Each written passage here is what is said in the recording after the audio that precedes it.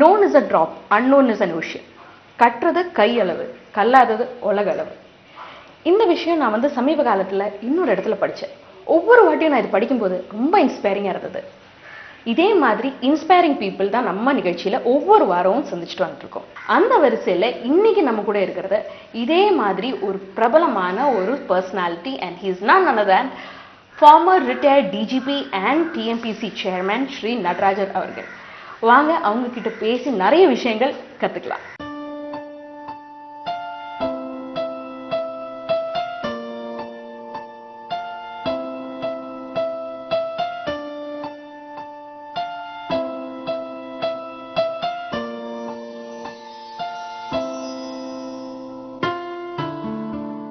வணக்கம் சார். வணக்கம். இந்த நிகழ்ச்சியில உங்களை வரவேற்கிறதுல ரொம்ப ரொம்ப ரொம்ப சந்தோஷம். பங்கு கொள்வதில் மகிழ்ச்சி அடைகிறேன். சார், நீங்க ஒரு former retired DGP as well as TMPC chairman. இந்த ஒரு ரிட்டையர்ட் லைஃப்ல how do you find time for reading? Reading is a continuous process. இன்னைக்கு அது கிடையாது. அதாவது படிப்பு நமக்கு நினைவு தெரிஞ்ச நாள்லேருந்து அதை படிக்க ஆரம்பிக்கணும். அது சந்தேகமே கிடையாது. அது அதுக்கு முடிவு என்பது எல்லையே கிடையாது. புத்தகங்கள் படிப்பது அந்த ஆர்வம், அந்த பற்று, அது எல்லோருக்கும் அவசியம். ஏன்னா புத்தகங்கள் மூலமாக தான் நம்ம உலகத்தை தெரிஞ்சுக்கிறோம், மனிதர்களை தெரிஞ்சுக்கிறோம், உணர்வுகளை தெரிஞ்சுக்கிறோம். அதனால் நேரங்கிறது எல்லாருக்கும் இருக்குது. அந்த நேரத்தை ஒதுக்குறது தான் முக்கியம். படிக்கிறதுக்கான ஒரு ஆர்வம் எப்படி உங்களுக்கு வந்தது? இஸ் இட் ஃப்ரம் ஃபேமிலி, இல்லை நீங்களா உருவாக்கின ஒரு இன்ட்ரெஸ்டா? எப்படி? இல்லை இப்போ நீங்கள் அது எல்லாமே சேர்ந்து சொல்லலாம். பள்ளிக்கு செல்லும் பொழுது அந்த ஒரு படிப்பில் ஒரு ஆர்வம், படிப்போம். அதற்கு முன்னாடி நாங்கள் இளமை பருவ காலத்தில் இப்போ இருக்கிற மாதிரி என்டர்டெயின்மெண்ட் கிடையாது. அப்போ புத்தகங்கள் தான் முக்கியம். எங்களுக்கு தோழனாக இருந்தது. அந்த புத்தகம் கூட முதல்ல கார்ட்டூன்ஸ் எல்லாம் படிக்கிறது, இந்த மாதிரி இந்த காமிக்ஸ்ன்னு சொல்லுவாங்க இல்லையா. அப்போ கிளாசிக்ஸ் இல்லஸ்ட்ரேட்டட்னு வரும். அதாவது பெரிய பெரிய நாவல்கள், புத்தகங்கள், விக்டர் ஹியூகோ இல்லாட்ட ஜூல்ஸ் வான், ஸோ இவங்களுடைய புத்தகங்கள்லாம் சித்திரங்கள் போட்டு நமக்கு அந்த ஒரு கிளாசிக் புக்ஸ், தாமஸ் ஆடி புக்ஸ், இந்த மாதிரி புக்ஸ் எல்லாம் இல்லஸ்ட்ரேட்டட்னு போட்டு நமக்கு ஈஸியாக படிக்கிற மாதிரி வரும். அதெல்லாம் ரொம்ப ஆர்வமாக நாங்கள் சிறு வயதில் படிப்போம். அந்த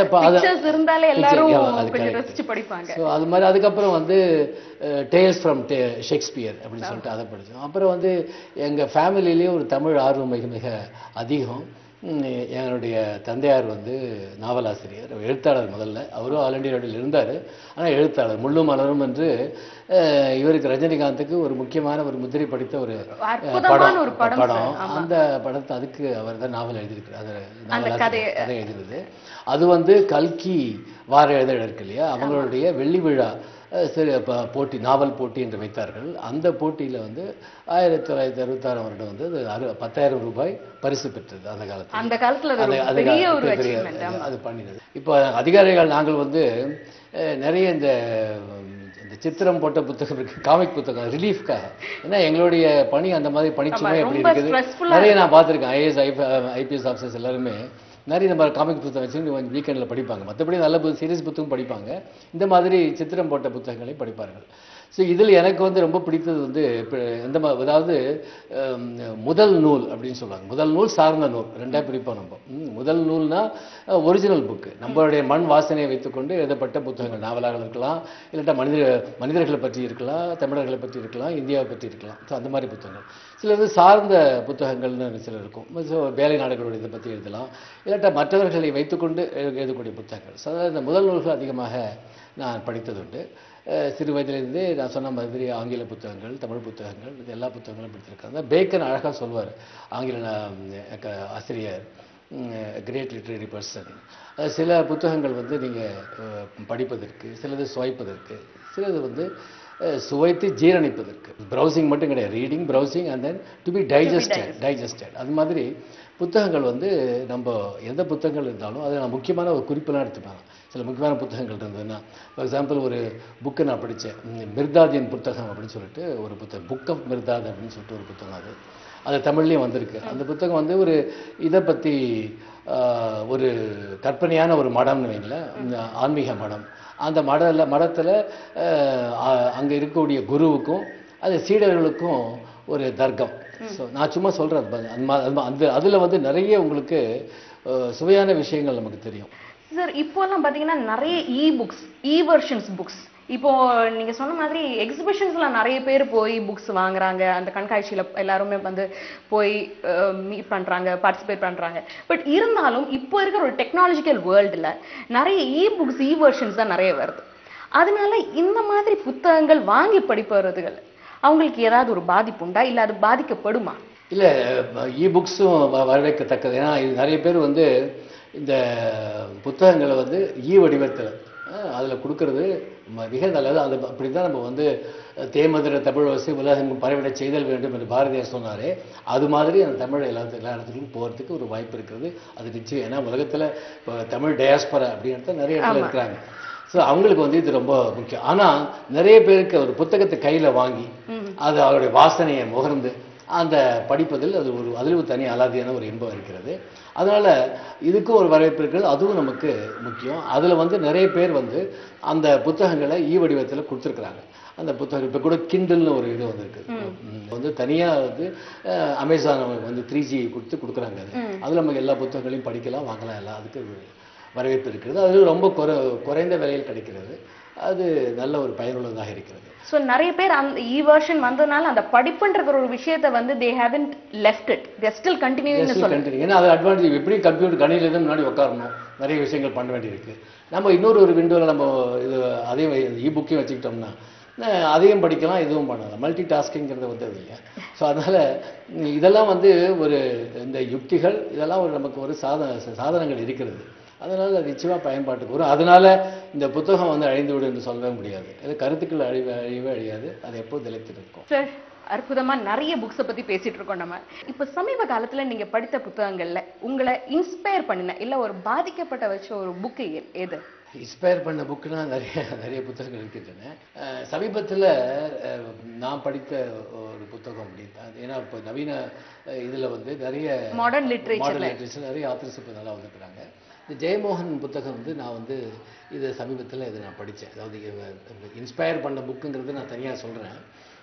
இந்த தமிழ் வந்து நவீன இதில் யுகத்தில் எப்படி வந்து ஆசிரியர்கள் இந்த அளவுக்கு புத்தகங்கள் எழுதியிருக்காங்க பார்க்கும்போது இதை பற்றி நான் கேள்விப்பட்டேன். அஃப்கோர்ஸ் இப்போ கூட இந்த காவல் கோட்டம் என்று வெங்கடேசனோட புக்கு வந்து சாகித்ய அகாடமி பரிசு பெற்று அந்த புக்கும் நான் படிச்சிருக்கிறேன்.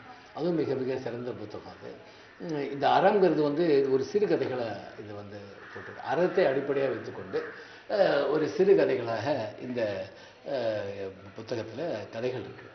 அது வேறு எப்படி அது கொடுத்துருக்கிறாருன்னா, எழுத்தாளர்கள் அவர்களுடைய வாழ்க்கையில் நடந்ததை வைத்துக்கொண்டு ஒரு சிறுகதை, அது உண்மையும் இருக்கும், சிலது கற்பனையாகவும் இருக்கும். அது மாதிரி ஒரு மாறுபட்ட இது எழுதியிருக்கிறார். ஸோ இந்த அறங்கிற புத்தகத்தில் ஒரு முதல் கதையே எனக்கு மிக மிக கவர்கிறது. எப்படின்னா, ஒரு சாதாரண எழுத்தாளர் அவர் வந்து எழுத்தாளனுக்கு வந்து எப்போதும் ஒரு போராட்டம், அது வயத்து போராட்டம் தனியாக இருக்கும்.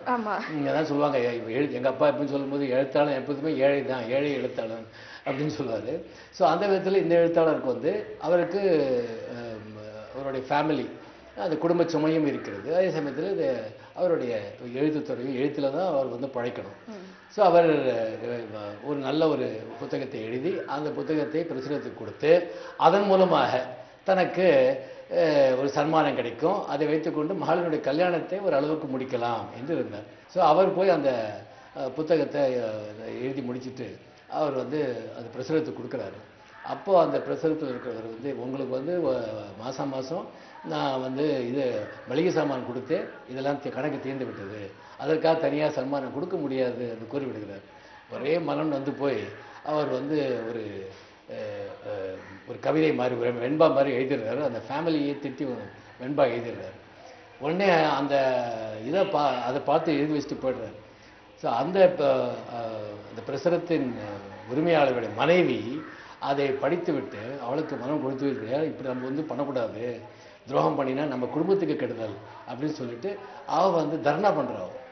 வீட்டு வாசலே உட்காந்து அந்த ஆசிரியருக்கு நீ பணம் கொடுத்தா தான் நான் வீட்டுக்குள்ளே வருவேன் அப்படின்னு சொல்லிட்டு அவள் வந்து சொல்கிறார். அப்புறம் அவர் வந்து சரி என்னடா இது ஒரு பிரச்சனை ஆகிடுமே, வெளியில் எல்லாரும் ஊர்வலம் என்ன சொல்லும் அப்படின்னு சொல்லி அவர் உடனடியாக அந்த பணத்தை தயார் செய்து அவரை கூப்பிட்டு அந்த பணத்தை எழுத்தாளருக்கு பணத்தை கொடுக்குறாரு. அந்த எழுத்தாளர்கள் பணத்தை கொடுக்கும்போது அவர் வந்து அந்த மனைவி வந்து சொல்கிறார், நீங்கள் என்னோட குடும்பத்தை திட்டி எழுதினீங்க, இப்போ கொஞ்சம் அதை கொஞ்சம் மாற்றி கொஞ்சம் எழுதுங்க அப்படின்னு சொல்கிறார். அது கொஞ்சம் நல்லாவே வரும். அது அவரோட அந்த சென்ஸ் ஆஃப் டைமிங் உடனடியாக அதை பற்றி அதை மாற்றி எழுதி, செட்டி குலமறுத்து செம்மண்ணின் மேடாக்கி எட்டி எழுக வென்றறம் என்று அவர் முதல்ல எழுதின வெண்பாவை அந்த இவரை ஆசிரியரை மாற்றி, மெட்டி ஒளி சிதற மெய்யெல்லாம் பொன் விரிய செட்டி குலவிளக்கு செய்த தவம் என்று அதை மாற்றி அவர் வந்து அந்த அம்மாவும் ரொம்ப சந்தோஷப்படுறாங்க. அப்போ அந்த இவர் சொல்றாரு, யாரு அந்த கணவர் இருக்கிறாரு, அவர் பணத்தை கொடுத்தாரு, அவர் சொல்றாரு, அறம் எங்கிட்ட இல்லை, அவள்கிட்ட தான் அறம் இருந்தது. ஏன்னா இவர் இது வந்து ரொம்ப எனக்கு வந்து உதவி செஞ்சீங்கன்னு சொல்லிட்டு இந்த எழுத்தாளர் போய் அந்த இவர் சொல்றாரு, ஆனா அறம் என்னிடம் இல்லை, அவளிடம் தான் இருந்தது. சோ இதுதான் இது ஒரு கதை. இந்த மாதிரி நிறைய ஷார்ட் ஸ்டோரிஸ் வந்து அதுல கம்பைல். ஆமா, அதே மாதிரி அது இன்னொரு ஒரு மருத்துவரை பத்தி சொல்றாரு, கிருஷ்ணமூர்த்தின்னு ஒரு மருத்துவர். அந்த மருத்துவர் வந்து யாருக்கும் உதவி செய்வார். இதுல வந்து ஒரு யானையை பார்க்குறாரு. இதில் பார்க்கும்போது ஒரு யானை காட்டில் அவர் போய்கிட்டு இருக்கும்போது ஒரு இந்த இது மாதிரி நீங்கள் போனீங்கன்னா வெஸ்டர்ன் காட்ஸ் சத்தியமங்கலம் பகுதியெல்லாம் போனீங்கன்னா உங்களுக்கு யானை தட்டுப்படும். ஸோ அப்போ அதை பார்க்குறாரு, அது கொஞ்சம் காலில் கொஞ்சம் வைத்தியம் பண்ண வேண்டியிருந்தது. உடனே அவர் என்ன பண்ண, வண்டியை நிறுத்தி அந்த யானைக்கு அவர் வைத்தியம் பண்ணுறாரு. வைத்தியம் பண்ணிவிட்டு அவர் வந்து போய்டுறாரு. கொஞ்ச நாள் கழித்து திரும்பி அந்த இடத்துக்கு போகும்போது அந்த யானை இன்னொரு யானையை கூட்டிகிட்டு வருது. அந்த யானைக்கு வைத்தியம் பண்ணணும். அது வந்து கற்பனையா இல்லாட்டா அவர் வந்து உண்மையாக நடந்ததா எனக்கு தெரியல. ஆனால் அதில் வந்து நல்லா இருக்கு. அதாவது மனிதர்களும் இந்த மாதிரியான ஒரு நன்றியுணர்வு கிடையாது. ஆனால் நம்ம மிருகங்களிடம் பார்க்கலாம், யானையிடம் பார்க்கலாம். யானைக்கு வந்து ஞாபக சக்தி ஜாஸ்தின்னு சொல்லுவாங்க. அது மாதிரி இந்த யானை அது மாதிரி வந்தது. எத்தனை வருடங்கள் முன்னாடி என்ன நடந்தாலும் ஞாபகம். ஸோ இது மாதிரி ஒன்று, அது ஒரு கதை நம்மளாம் இருக்கும். அதே மாதிரி இன்னொரு ஒரு கதை, இப்போ நமக்கு வந்து இந்த ஜாதி பிரச்சனைகள் இருக்கு, சமூகத்தில் இருக்கக்கூடிய சோஷியல் இஷ்யூஸ். அதில் ஒரு ரொம்ப மனதை தாக்கக்கூடிய ஒரு கதையும் அதில் இருக்கு. அது ஒரு உண்மை சம்பவங்கள் தான் சொல்றாரு. அதில் ஒருத்தர் வந்து இந்த ஒரு ஜாதியை சேர்ந்தவர், அவர் வந்து ஐஏஎஸ் பாஸ் பண்ணி கலெக்டர் ஆகிட்டு அவர் வந்து போறாரு. போகும்பொழுது அவருடைய ஜாதியை எல்லாம் தெரிந்து கொண்டு அவருக்கு எந்த மாதிரியான பிரச்சனைகள் அவர் பணியில் ஏற்படுகிறது என்று நம்ம வந்து நம்மளே உயர்த்தி கொண்டால் கூட இன்னும் நிறைய சமுதாயத்தில் இன்னும் இந்த மாதிரியான உணர்வுகள் இருக்கிறது, அவங்களாம் என்னெல்லாம் சந்திக்கிறாங்கிறத பற்றி ரொம்ப அழகாக அது பார்க்கும்போது படிக்கும்போது உண்மையிலேயே இந்த மாதிரியான பிரச்சனைகள் இருக்கிறதுக்கு ஒரு தீர்வு காண வேண்டும், நமக்கே ஒரு உத்வேகம். அப்பதான் உங்களுக்கு அந்த அதிகாரின்ற ஒரு ஃபீலும் வருது. அதுல வந்து அவங்க வந்து அவர் வந்து அந்த கலெக்டர் உட்காரும் போது நாற்காலியே மாத்துறாங்க. இந்த நாற்காலி உட்காரக்கூடாது, இன்னொரு நாற்காலி உட்காரணும்னு சொல்லிட்டு இது மாதிரிலாம் அந்த மாதிரியான ஒரு பிரச்சனைகள் இருக்கிறது ரொம்ப அழகாக அதுல நிறைய சோஷியல் இஷ்யூஸ் பேஸ் பண்ணி அவரோட நிறைய சோஷியல் இஷ்யூஸ் கதைகள் இருக்குன்னு நினைக்கிறேன். இவர் வந்து ஜெயமோகன் வந்து நாகர்கோயில்காரர். அப்புறம் இந்த புத்தகத்தையே வந்து இந்த கம்யூனிஸ்ட் இவர் ஒருத்தர் ஹேமச்சந்திரன், ரொம்ப ஒரு ஃபேமஸ் கம்யூனிஸ்ட், அவருக்கு தான் அதை அர்ப்பணம் பண்ணியிருக்கிறார் அந்த புத்தகத்தை. ஸோ இது ஒரு இன்ட்ரெஸ்டிங். சார், அற்புதமா அறம் புத்தகத்தை பற்றி சொன்னீங்க. உங்க ஃபாதர் வந்து ரொம்ப ஃபேமஸான ஒரு ரைட்டர். அவரோட கதை தான் முள்ளும் மலரும் படமா வந்திருக்கு. உங்களோட அப்பா எழுதின புக்ல உங்களுக்கு எந்த புக் ரொம்ப இன்ஸ்பயர் பண்ணிச்சு, இல்லை உங்களுக்கு ரொம்ப பிடித்தது? நான் அவரோட இதில் ரொம்ப டிஸ்கிரிப்ஷன் நிறைய இருக்கும். அதாவது தாமஸ் ஹார்டி நீங்கள் படிச்சிருந்தீங்களா ஆங்கிலத்தில், அவர் எப்படிலாம் வந்து இயற்கையை விவரிக்கிறாரு, அப்புறம் மனித குணத்தை பற்றி விவரிக்கிறாரு. அது அந்த மாதிரி பாணியில் தான் என்னுடைய தந்தையாருடைய புத்தகங்கள் இருக்கும். நிறைய சமூக நாவல் எழுதியிருக்கிறாரு. அவருடைய நாவல்கள்லாம் தலைப்பு ரொம்ப அற்புதமாக கொடுப்பாரு. காயகல்பம், வேர்பலா, திரும்ப வழி இல்லை, பொழுது புலர்ந்தது. ஏன்னா பொழுது புலர்ந்ததுங்கிறது பாரதியார் பொழுது புலர்ந்து யாம் செய்த தவத்தால் என்று அவர் குட் மார்னிங் சொல்ல மாட்டார், பொழுது புலர்ந்தது யாம் செய்த தவத்தால் என்று. ஸோ அது மாதிரி எங்கள் அப்பாவும் வந்து பாரதியாரால் இன்ஸ்பயர் ஆனவர். அதனால் நிறைய இந்த மாதிரியான அவரோட தலைப்பு ரொம்ப வித்தியாசமாக கொடுப்பாரு. அவரோட முக்கியமான ஒரு புத்தகம் வந்து நான் சொன்னேன் இல்லையா, இந்த முள்ளு மலருங்கிற புத்தகம் வந்து நாவல் வெள்ளி விழா பரிசு பெற்றது, கல்கி வெள்ளி விழா பரிசு பெற்றது. டைட்டிலே ஒரு வித்தியாசமானது, முள்ளும் மலரும். அது நீங்கள் வந்து தான் அண்ட் ஃப்ளவர்னு எடுத்துக்கலாம். ஆர் த தான் will also blossom into flower என்று ரெண்டு கவித்துவமாக அதை கொடுத்துருக்கிறாரு. அதில் வந்து ஒரு காளிங்கிற ஒரு சென்ட்ரல் கேரக்டர். அவன் ஒரு ரவுடி, ஒரு ரஃப் அண்ட் Rough and அவன் ரொம்ப ஆனா அவனுக்கு வந்து அவனுடைய தங்கை மேல அதிகமான ஒரு பாசம். ஸோ அண்ணன் தங்கை பாசம் வச்சுக்கிட்டு நிறைய பாசமலர் பற்றி படமே வந்திருக்கு. அது மாதிரி நிறைய கதைகள் இருக்கிறது. ஆனா இது வந்து மிக மிக வித்தியாசமானது. இதோட செட்டிங்கே பார்த்தீங்கன்னா மலை பிரதேசத்துல தான் செட்டிங் இருக்கும். அதுல இவர் வந்து இந்த காளிங்கிறவர் வந்து விஞ்ச் ஆபரேட்டர். அந்த விஞ்ச் ஆபரேட்டர் அதை அவருடைய வேலை சுத்தமா செய்வார், எல்லாம் பண்ணுவார். ஆனா ஏழைகளுக்கு உதவி செய்வார். ஃப்ரீயா எல்லாருக்கும் ராபின்ஹுட் கேரக்டர் மாதிரி. இல்ல ராபின்ஹுட் மட்டும் இல்ல, ஃப்ரீயா அவர் வந்து அவங்களுக்கு அது வந்து அரசாங்கத்தை சேர்ந்தது தான். அது ஒரு வாங்கி நானா பார்த்து ஏழை மக்கள் அங்க போகணும் அப்படின்னு சொன்னா நீங்க எம்ப்ளாயிஸ் தான் எடுத்துக்கிட்டு போகணும். நீங்க அதை வந்து பப்ளிக் சர்வீஸ், பப்ளிக் டிரான்ஸ்போர்ட் மாதிரி யூஸ் பண்ணக்கூடாது. ஆனா அவர் அது மாதிரி உதவி செய்வார்.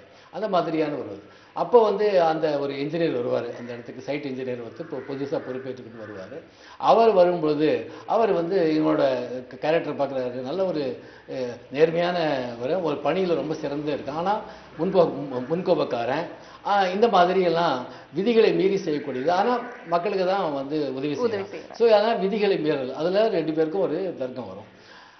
அந்த இன்ஜினியர் வந்து இவரோட காளியோட சிஸ்டர் மேல கண் வருது.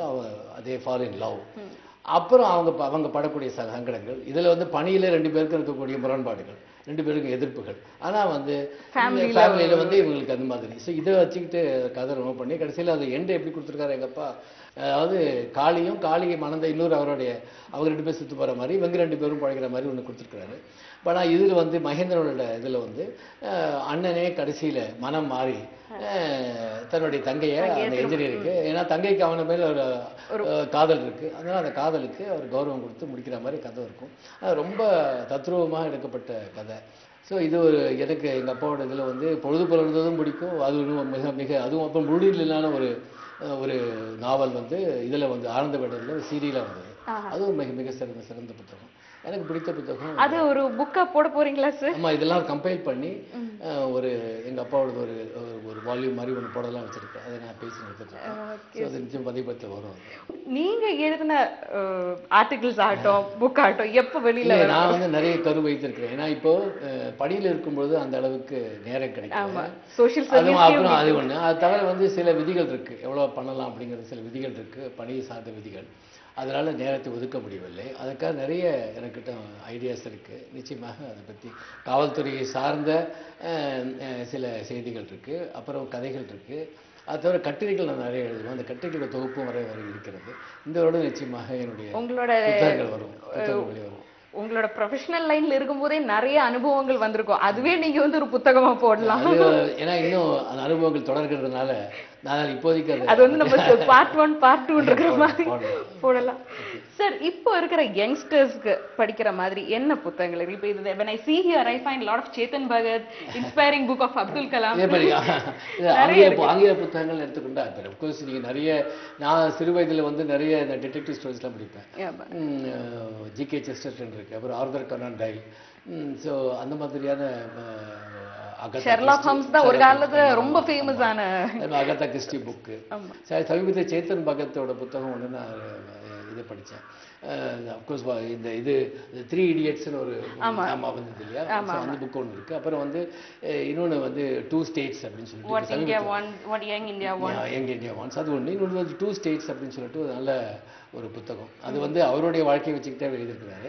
அவர் வந்து ஒரு அவர் வந்து பஞ்சாபி, அவர் வந்து ஒரு தமிழ் பெண்ணை தான் மலர்ந்து அவங்க IIM அகமதாபாத்ல படிச்சுட்டு இருக்கும்போது ஒரு காதலில் இது பண்ணி அவங்க 2 பேரும் திருமணம் முடிஞ்சுக்கிட்டு அவர்களுக்கு 2 ட்வின்ஸ் பிறந்திருக்காங்க. அவருடைய வாழ்க்கையை வைத்துக்கொண்டே அவர் அந்த கதையை எழுதியிருக்கிறார். ஸோ அது அவரோட கதைகள் நிறைய யதார்த்தமான ஒரு ஸோ இந்த 2 Statesங்கிறது ரொம்ப நல்ல. ஏன் நம்ம தமிழர்கள் படிக்கணும். இப்போ நம்ம வந்து எவ்வளோ விஷயங்களை பிளவுபட்டிருக்கிறோம், வித்தியாசங்கள் எவ்வளோ இருக்குது. ஆனால் நம்ம திரும்ப சொல்கிறோம் வித்தியாசங்களில் ஒரு ஒற்றுமையை காண வேண்டும், ஒருமைப்பாட்டை காண வேண்டும் என்று சொல்கிறோம். ஆனால் இந்த மாதிரி புக்கு இப்போ 2 டிஃப்ரெண்ட் ஸ்டேட்ஸில் இருக்கிறவங்க எப்படி வந்து கல்யாணம் பண்ணி அதுக்கப்புறம் ஒன்றி இருக்கிறார்கள், அவர்களுடைய ஒற்றுமையாக போகிறாங்க, அவங்க லாங்குவேஜ் எப்படி படிக்கிறாங்க, இவர் வந்து படிக்க அவர் தமிழ் படிக்கிறாரு, இந்த காலத்தில் லாங்குவேஜ் ஹிந்தி படிக்குது.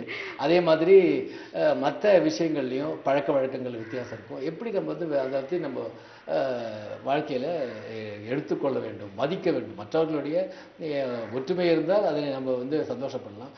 வேற்றுமைகள் இருந்தால் அதை மதிக்க கற்றுக் யூனிட்டி இன் டைவர்சிட்டி. அதை சொல்றோம் இல்லையா, அது வந்து நம்ம முக்கியம். ஏன்னா சமீபத்தில் இந்த ஜாதி சண்டைங்கிறது நிறைய வருது, எவ்வளோ பிரிவினைவாதங்கள் இருக்கு, எவ்வளோ பிரச்சனைகள் இருக்கு.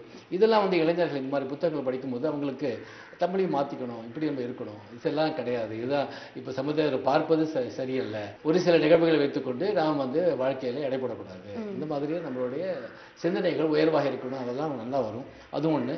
அதே மாதிரி இன்னொரு புக் வந்து Young India what Young India wants, இது ரொம்ப நல்ல புக். அதாவது இப்போ டெமோகிராஃபிக் டிவிடெண்ட்னு சொல்லுவோம், அதாவது ஜனத்தொகையின் ஈட்டுத்தொகை. இந்தியா வந்து யங் இந்தியா, 15 வயசுலேருந்து 50 வயது வரை இருக்கக்கூடிய இந்தியர்கள், வேலை செய்யக்கூடிய இந்தியர்கள், அதில் அவருடைய பயன்பாடு இருக்கிறது. அதுதான் வந்து நமக்கு இருக்கக்கூடிய ஒரு பெரிய ஒரு சொத்துன்னு சொல்லலாம். உலகத்துக்கே வேலை செய்பவர்கள், அவர்களை கொடுக்கக்கூடிய, பணி செய்பவர்களை கொடுக்கக்கூடிய ஒரு நிலையில் நாம் இருக்கிறோம். இளைய சமுதாயத்தை நன்கு அறிந்தவர்கள் யார் இருந்தால் சினிமா துறையினர் தான். அவங்களுக்கு ஏற்ற மாதிரி படம் எடுக்கிறாங்க, அவங்களுக்கு என்ன வேணுமோ அதை செய்கிறாங்க. ஆனால் அவங்களுடைய உழைப்பை எவ்வாறு பயன்படுத்துவது, அவங்களுக்கு என்ன தேவை, அதை எவ்வாறு பூர்த்தி செய்வது. இப்போ நம்ம வந்து நீங்கள் மொழியை வைத்துக்கொண்டு பிரச்சனை செய்கிறார்கள், அரசியல் செய்கிறார்கள். இப்போ ஆங்கிலம் என்பது இப்போ படிப்பது அது ஒரு ஸ்கில்லாக எடுத்துக்கணும் வழியே, அதில் வந்து வேற ஒரு மொழி பிரச்சனை இருக்கணும். ஆங்கிலத்தில் படிப்பதனால எனக்கு ஒரு பிரயோஜனம் இருக்குது, ஆங்கிலத்தில் படிக்கிறது தவறே கிடையாது, ஆங்கிலம் கற்றுக்கொள்ளும். அதனால அது நம்மளோட ஃப்ரீடம், கான்ஸ்டிடியூஷன் வர டைம் அது நீங்கள் பண்ணலாம். பண்ணினா ஒரு நல்ல ஒரு வாழ்க்கை எப்படி நம்ம இன்ஜினியரிங் படிக்கிறோமோ அதே மாதிரி தான் இதுவும். ஸோ அது மாதிரி எதையுமே நம்ம வந்து ஒரு வளைவுக்குள் போட்டு விட்டு இப்படி தான் இருக்கணும் அப்படின்னு பண்ணக்கூடாது. அதே மாதிரி அவங்களுக்கு வந்து நல்ல வசதிகள் தேவை, அம்யூனிட்டிஸ் தேவை, பள்ளிக்கு அவர்கள் தரமான கல்வி வேணும். கல்வி கொடுக்குறோம், ஆனால் தரமான கல்வி இருக்கிறதா என்பது முக்கியம்.